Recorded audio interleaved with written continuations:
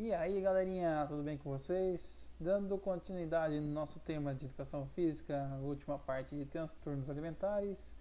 Hoje a gente vai falar um pouquinho sobre vigorexia.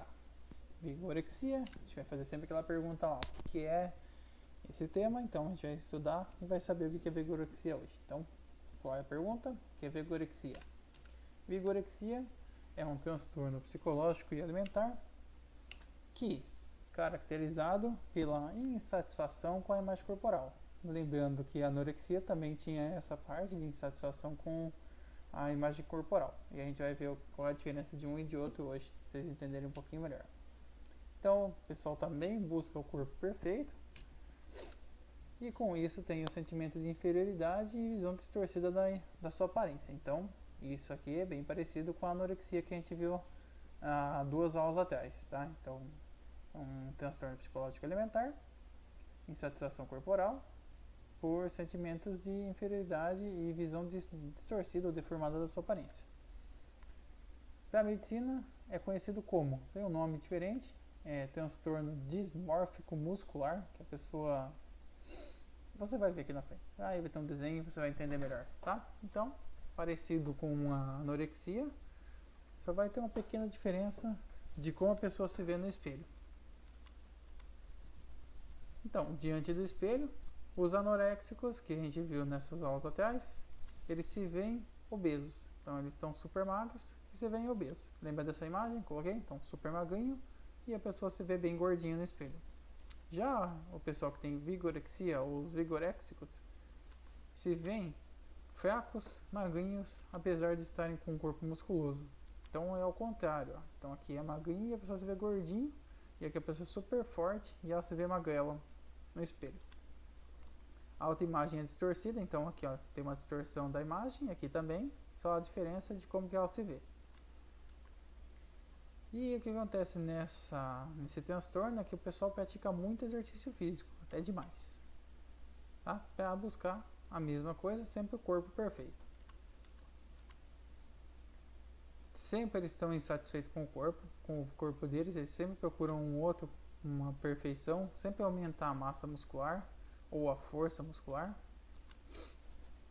E eles vão mudando de hábitos de acordo ou comportamento de acordo com a sua rotina para fazer mais atividade física, para tentar buscar sempre mais força e mais músculo. Eles ficam horas e horas na academia. Tem pessoas que vivem até 4, 5, 6 horas por dia. Tem gente que vai de manhã, vai à tarde, vai à noite. O CrossFit teve muito isso, o pessoal passava 2 ou 3 treinos por dia até depois começar a passar mal e aí a pessoa começou a reduzir. E sempre aumenta a carga de treino, o volume do treino. Então, tipo, eu tava fazendo 1 hora, às vezes passa a ficar 2, 3, 4, faz esse exercício e assim vai. Não tem muita regra não, vai fazendo a quantidade que ele acha que está certo. E eles mudam a dieta sempre para procurar consumir mais proteínas e suplementos alimentares. Eles não têm nem um indicador, eles vão consumindo sempre proteínas, que é para aumentar a massa muscular, e suplementos também para essa finalidade. E aí, não contentes, ainda usam esteroides anabolizantes, que o pessoal conhece hoje em dia como uma bomba, né? Que são hormônios introduzidos no músculo para tentar aumentar mais ainda a massa muscular. Como eles não conseguem atingir o corpo perfeito, o que acontece?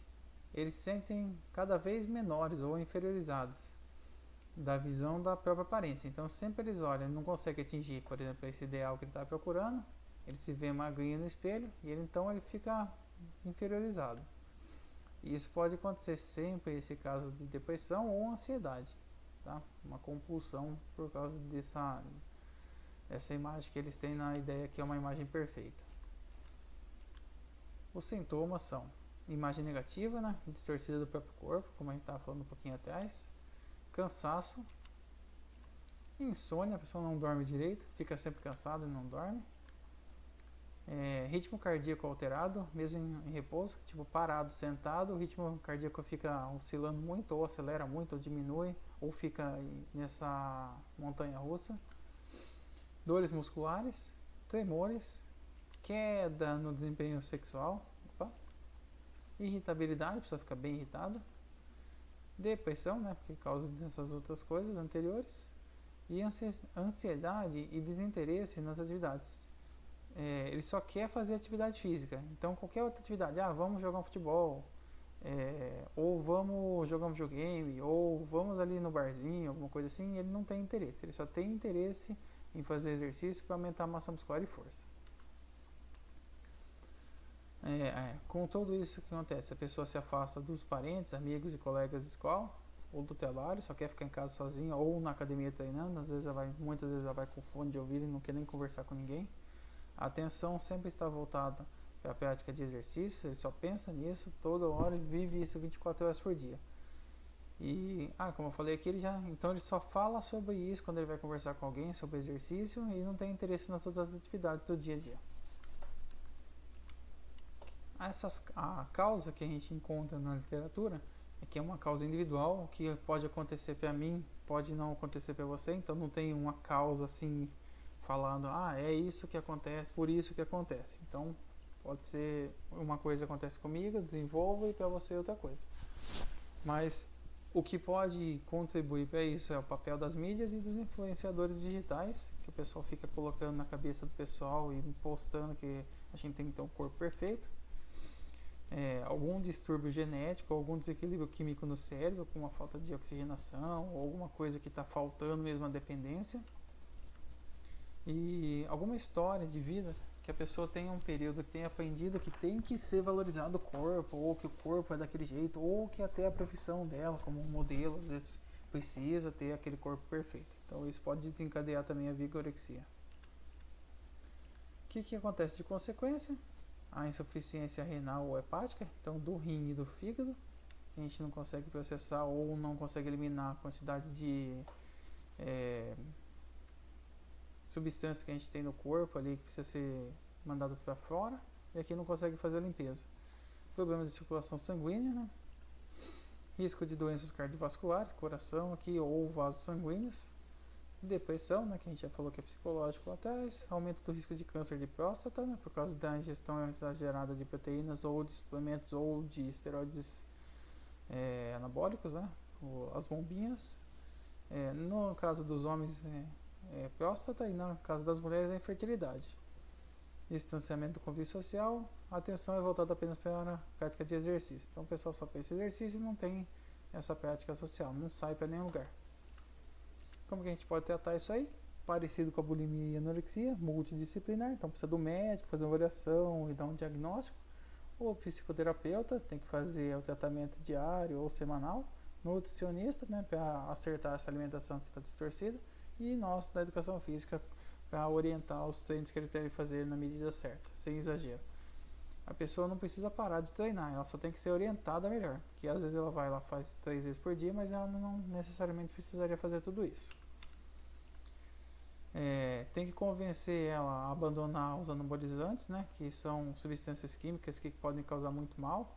Então, provocam efeitos adversos, como a atrofia, que é a diminuição do músculo e também dos testículos. Disfunção erétil, não tem a subida do que precisa quando precisa. E infertilidade, que a gente não consegue ter filho, né? E a patologia, que é irreversível daí. Depois você não tem mais, não tem possibilidade de ter mais filho.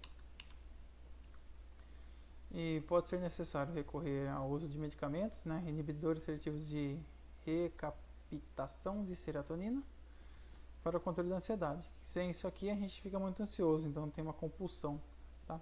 Para sintomas obsessivos ou compulsivos aqui também. Então a gente precisa dessa serotonina para ter essa regulação. Tá ok? Então era isso, essa aula de hoje é mais rapidinha sobre vigorexia. Espero que vocês tenham gostado e a gente se vê no próximo vídeo. Abraço a todos!